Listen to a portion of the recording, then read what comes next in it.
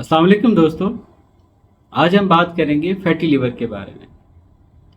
देखें fatty liver क्या है, फैटी लिवर क्यों होता है, फैटी लिवर से कैसे बचा जा सकता है, फैटी लिवर के लिए हमें क्या एहतियाती तदाबीर इस्तेमाल करनी चाहिए ताकि हम फैटी लिवर से बच सकें।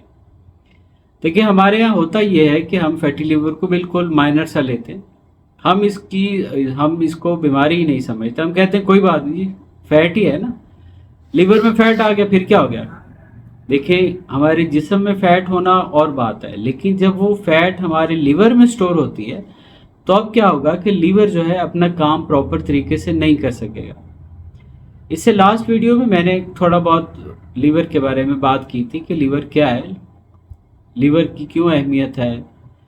इसमें हम बात करेंगे कि अगर लीवर अपना काम नहीं कर सकेगा, क्या करेगा, अपने अंदर फैट ज़्यादा स्टोर कर लेगा तो उसके फंक्शन जो है प्रॉपर तरीके से नहीं हो सकेंगे। इसकी मिसाल मैं इस तरह देता हूँ कि आप एक कमरा है, एक बड़ा सा आपका हॉल है, तो आपने जब तक उसमें चीज़ें तरतीब से रखी हैं तो आप उस हॉल में से या उस कमरे में से आसानी के साथ गुजर सकते हैं और अपनी ज़रूरत की जो चीज़ है वो उठा के ला सकते हैं। लेकिन अगर आप उस कमरे में चीज़ें बेतरतीब रखना शुरू कर दें तो क्या होगा, एक टाइम आएगा कि वो जो लास्ट में आपके कमरे में चीज़ पड़ी है आप उस तक नहीं पहुंच सकेंगे, तो आपकी वो जो चीज़ है वो वेस्ट चली जाएगी, वो चीज़ आया होगी अब क्योंकि आपकी वहाँ तक पहुँच नहीं रही और आहिस्ता आहिस्ता आपने वो रास्ते जो थे, वो कमरे में गुजरने का रास्ता जो था वो बंद कर लिया। इसी तरह हमारे लीवर के साथ होता है। क्या होता है कि हम जो ग़िज़ा खा रहे हैं उसने उसको एनर्जी में कन्वर्ट किया, उसमें से मिनरल्स अलग कर दिए, ये सब काम लीवर कर रहा है।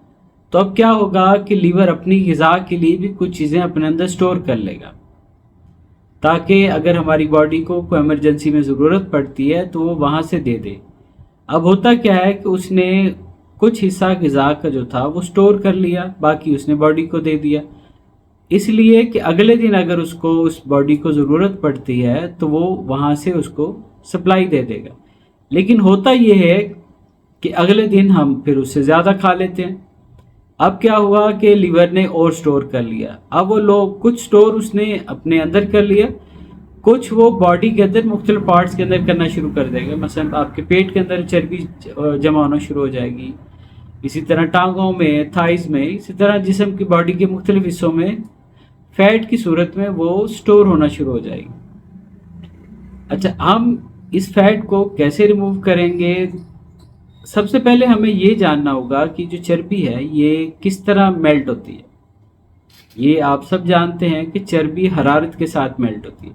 कभी ऐसे हुआ है कि आपने चर्बी जो है, आप किसी भी जानवर की भी चर्बी देखते हैं, आप उसको फ्रीज़र में रख दें, फ्रीज़ कर लें और कहें कि ये देखें जी ख़त्म हो जाएगी, कम हो रही है, नहीं, वो कम नहीं होगी, वो हार्ड होती जाएगी। इसी तरह हम क्या करते हैं, जब हमारे अंदर, हमारे लीवर के अंदर ये फैट स्टोर होना शुरू हो जाती है या यही फैट हमारी बॉडी में स्टोर होती है, तो कुछ लोग क्या करते हैं, ठंडी चीज़ों का इस्तेमाल बढ़ा देते हैं। ठंडे मशरूबात हो गए, ठंडा पानी हो गया, वो ग़िज़ाएँ जो बलगम ज़्यादा बना रही होती हैं, जिसमें कार्बोहाइड्रेट्स वाली चीज़ें हैं, हम उनका इस्तेमाल ज़्यादा करना शुरू कर देते हैं। जैसे गंदम हो गई, चावल हो गए, चीनी हो गई।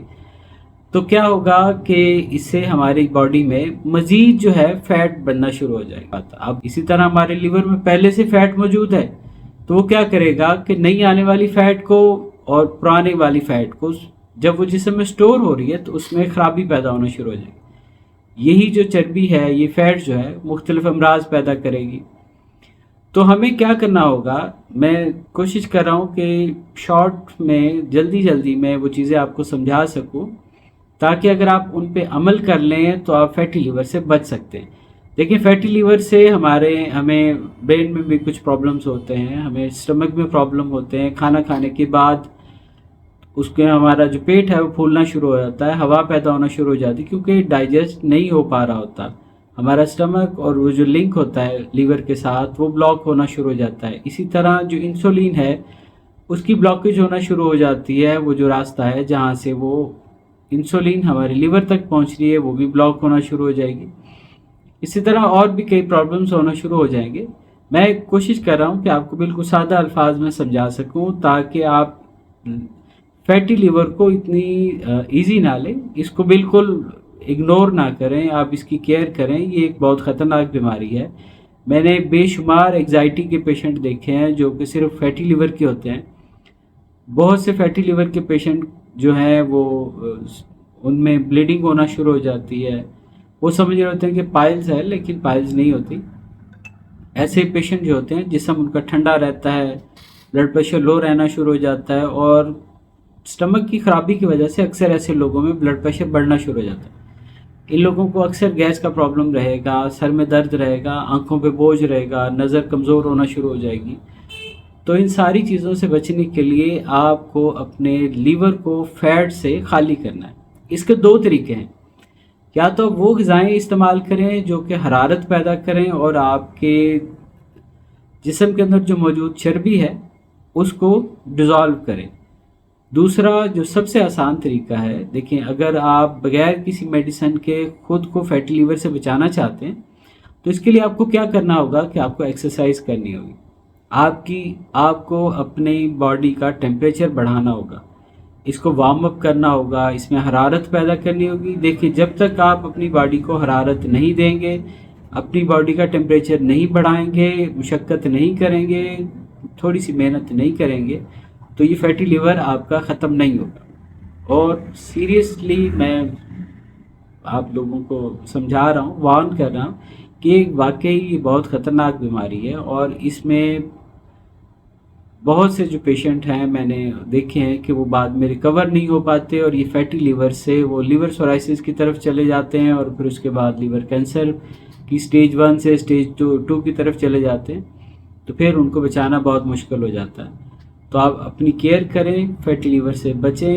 دیکھیں میں نے کوشش تو کی ہے کہ میں جلد کیونکہ زیادہ ٹائم بھی نہ لگے آپ کا اور آپ میری بات کو سمجھ بھی جائیں، لیکن پھر بھی اگر آپ کو کسی چیز کی سمجھ نہیں آئی تو کمنٹس میں آپ کویشچن کریں. میں ان تمام کویشچنز کو جمع کر کے انشاءاللہ دوبارہ اس کی ڈیٹیل سے ویڈیو بنا دوں گا. لیکن اس فیٹی لیور کے لیے سب سے پہلا کام جو آپ نے کرنا ہے، غذا اتنی کھائیں جتنی آپ کے جسم کو ضرورت ہے. زیادہ فیٹ کو باڈی میں سٹور نہ ہونے دیں، اور جو سٹور ہو چکی ہے اسے جلد سے جلد ضائع کریں. کیسے کریں گے؟ ایکسرسائز کے ساتھ، واک کے ساتھ. اپنا اور اپنے گھر والوں کا خیال رکھیں. السلام علیکم.